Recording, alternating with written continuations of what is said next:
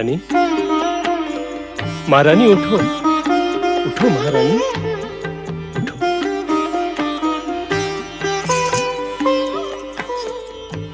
क्या बात है स्वामी, आप इतने व्यग्र और उद्विग्न दिखाई दे रहे हैं। क्या कोई दुस्वप्न देख लिया है? नहीं महारानी, मैंने एक दुस्वप्न नहीं, एक दिव्य स्वप्न देखा है। स्वप्न क्या, सत्य ही देखा है। ये आप क्या कह रहे हैं? कैसा स्वप्न, कैसा सत्य? महारानी, अभी अभी मेरे स्वप्न में एक सुंदर नाग से सुशोभित हमारे आराध्य देव भगवान शिव शंकर प्रकट हुए और क्या देवाधिदेव महादेव ने आपको दर्शन दिए? हाँ, और कहा कि मैं नागवंश की परंपराओं के टूटने के भय को भुलाकर अपनी पुत्री का विवाह उस मानव राजकुमार से कर दूं। इससे नागवंश की परंपराओं पे कोई दुष्प्रभाव भी नहीं पड़ेगा। ये आप क्या कह रहे हैं? सचमुच आराध्य देव ने आपसे कहा? कहा ही नहीं, उन्होंने मुझ पर यह सत्य भी उद्घाटित किया कि हमारी पुत्री के भाग्य में चित्रांगद की पत्नी होना ही लिखा है, और जो जिसके भाग्य में लिखा है उसे कोई नहीं मिटा सकता। धर्म और कर्म के जिस भंवर जाल में आप इतने उलझे हुए थे, प्रभु ने स्वयं आपको उससे मुक्त कर दिया। महारानी, हमारी पुत्री की शिव आराधना सफल हुई। अब हम उसकी मनोकामना पूर्ति के मार्ग में बाधा खड़ी नहीं करेंगे। मुझे तो प्रसन्नता इस बात की भी है कि प्रभु आज्ञा से अब आप राजा और पिता का कर्तव्य भली भांति निभा पाएंगे। महारानी, शीघ्र ही शुभ मुहूर्त निकलवाकर हम अपनी पुत्री का विवाह कर देंगे।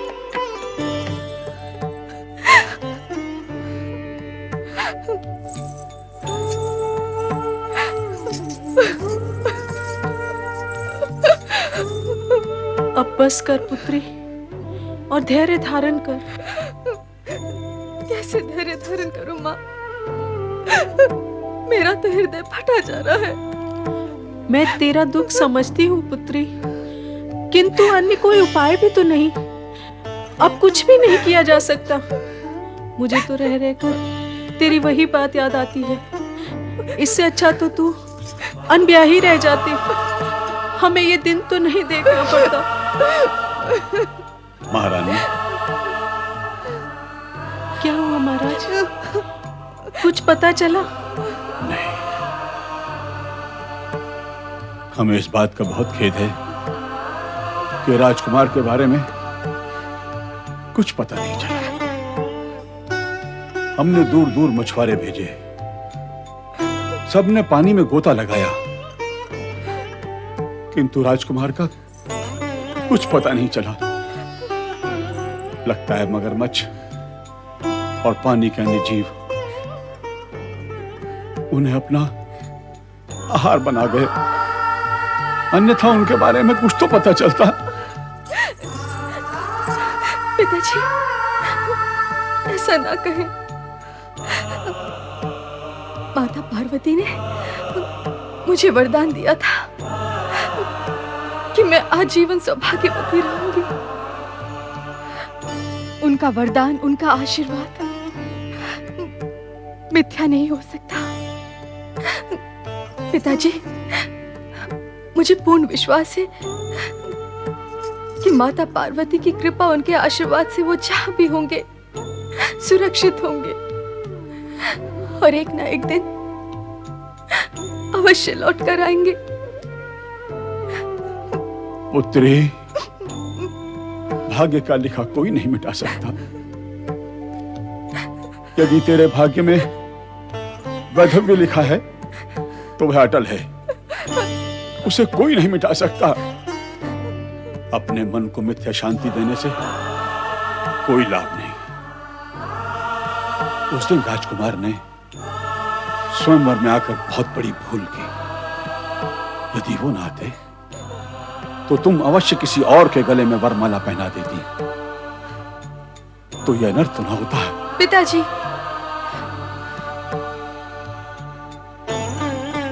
पिताजी, जब आपको भाग्य के लेख में इतना अमिट विश्वास है, तब आप ये क्यों नहीं समझते कि वैधव्य तक पहुंचने के लिए मुझे किसी न किसी से विवाह तो करना ही था। पिताजी, मैं आपको अभी भी कह रही हूँ कि माता पार्वती का आशीर्वाद भाग्य के लिखे से कहीं अधिक शक्तिशाली है, और आप इस बात को सत्य मान लें कि मैं विधवा नहीं हूँ। चित्रसेन, अच्छा मित्र धर्म निभाया तुमने। क्या मित्र ऐसे होते हैं जैसे तुम हो? ये जानते हुए कि तुम्हारी पुत्री विधवा होने वाली है,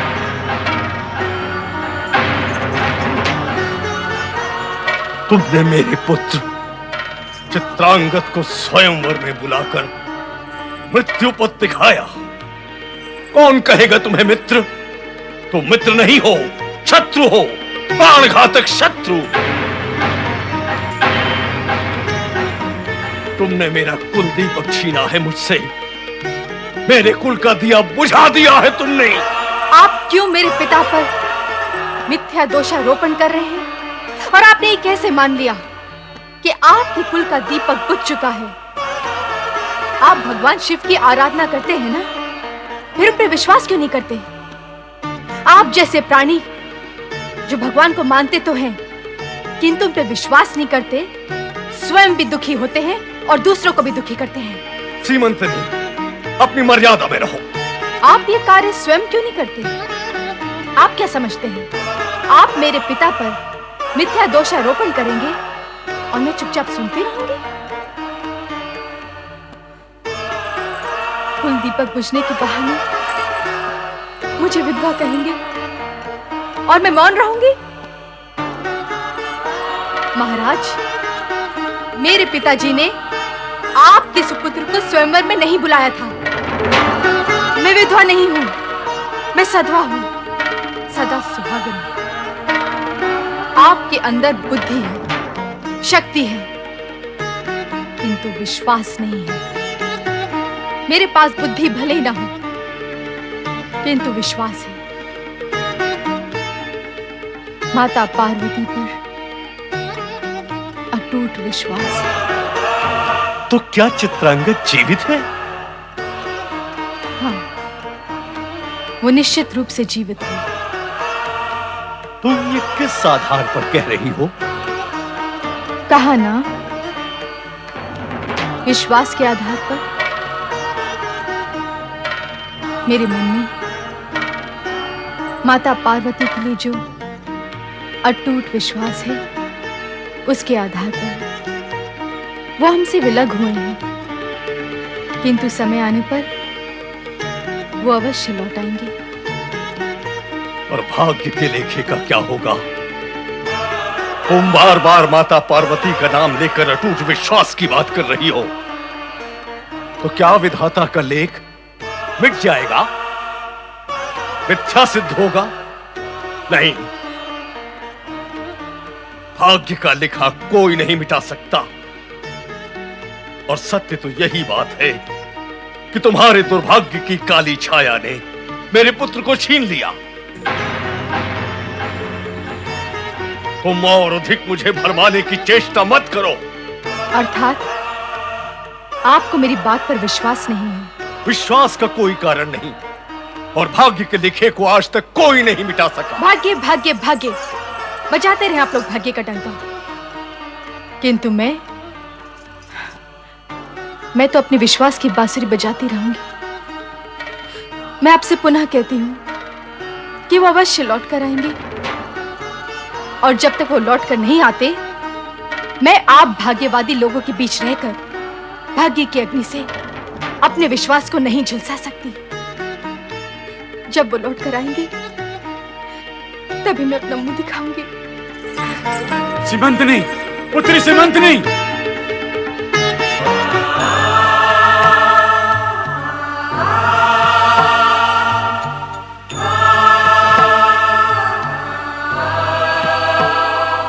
राजकुमार चित्रांगद, प्रणाम महाराज। आयुष्मान भव। राजकुमार, हम देख रहे हैं, जब से आप हमारे राज्य में आए हैं, तब से आपके मुखमंडल पर कोई चिंता जैसे पांव फैलाकर बैठ गई है। आपके होठों की मुस्कान को जैसे किसी पीड़ा ने अपना ग्रास बना लिया है। आप हमें कभी प्रसन्न दिखाई नहीं दिए राजकुमार। महाराज, वो व्यक्ति प्रसन्न हो भी कैसे सकता है जिसे जिसे ये भी स्मरण ना रहा हो कि वो कौन है और कहां से आया है, उसका अतीत क्या है। और हम आपको बता ही चुके हैं कि आप मानव राजकुमार चित्रांगत हैं और शिव लीला के कारण ही इस नागलोक में आ सके हैं। रहा आपके अतीत का प्रश्न, तो पुत्र, अतीत तो मृत प्राय ही होता है, उसे स्मरण करने से क्या लाभ। वर्तमान आपके सामने है और सुखमय उज्जवल भविष्य आपकी ओर धीरे धीरे बढ़ ही रहा है। आप शीघ्र ही हमारे जमाता बनने वाले हैं, अर्थात इस नागलोक के भावी सम्राट। राजकुमार चित्रांगत, हम आप पर अत्यंत प्रसन्न हैं। हमने अपनी पुत्री मणिभद्रा के साथ आपका विवाह निश्चित कर दिया है और उससे पूर्व हम आपको 10 सहस्त्र नागों का बल प्रदान करेंगे ताकि देव, दानव, मानव तथा नाग जाति का कोई भी प्राणी आपको पराजित न कर सके।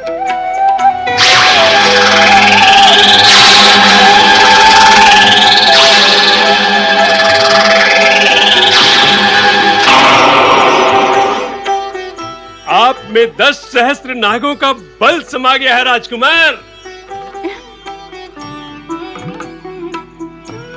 शक्ति स्वरूपा माता पार्वती की जय। भगवान भोलेनाथ कहाँ है माता? मैं नहीं जानती कि वे कहाँ हैं। ध्यान लगाकर देखने पर भी वे कहीं दिखाई नहीं दिए। ओम भगवत्यै पार्वत्यै नमः। ओम भगवत्यै पार्वत्यै नमः। ओम भगवत्यै पार्वत्यै नमः। माता पार्वती, मुझ पर दया करो। मेरे स्वामी मुझे लौटा दो। अपना वचन निभाओ माँ। दया करो माँ। भगवान भोलेनाथ की जय। महेश्वर शिव शंकर की जय। क्या बात है देवी पार्वती, तुम इतनी उद्विग्न क्यों हो रही हो? क्या इसलिए कि हम यहाँ नहीं थे? हाँ प्रभु, मैं सीमंतनी को देखकर अत्यंत विवल हूँ। मैं इस समय यही सोच रही हूँ कि आपसे नाग कन्या मणिभद्रा की प्रार्थना स्वीकार करने की विनती करके मैंने कितनी बड़ी भूल की। यदि मैं उसकी प्रार्थना का निर्णय आप पर छोड़ देती तो आज सीमंतनी की यह दशा न होती। बैठो देवी पार्वती।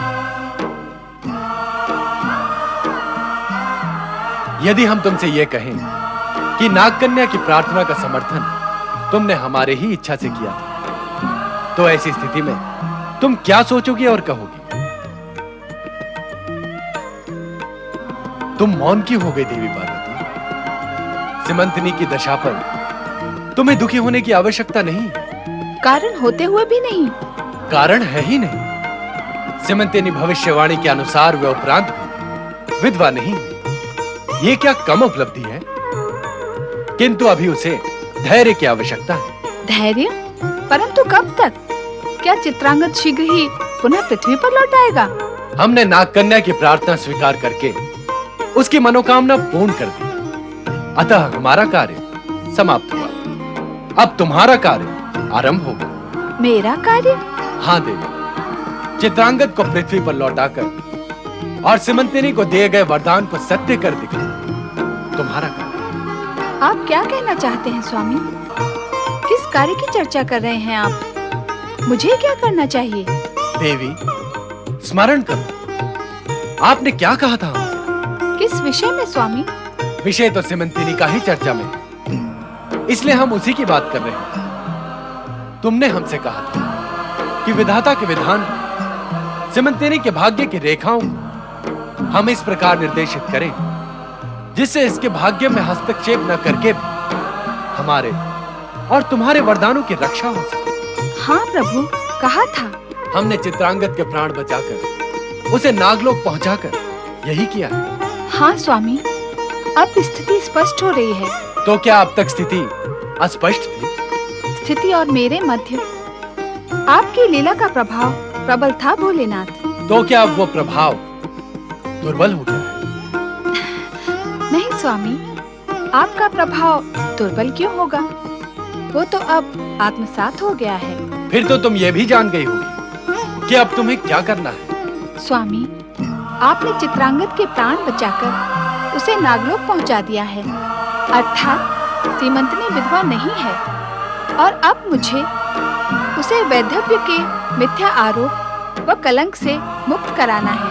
देवी, यदि तुम चाहो तो हम तुम्हारी सहायता कर सकते हैं। मैं क्यों नहीं चाहूंगी? क्या आपकी सहायता के बिना अब तक मैं कुछ कर सकी हूँ और भविष्य में कुछ कर सकूंगी? अब आप मेरा मार्गदर्शन करें। अवश्य करें। और बताते हैं कि वो शुभ दिन कल ही है जब चित्रांगद का विवाह मणिभद्रा से होगा।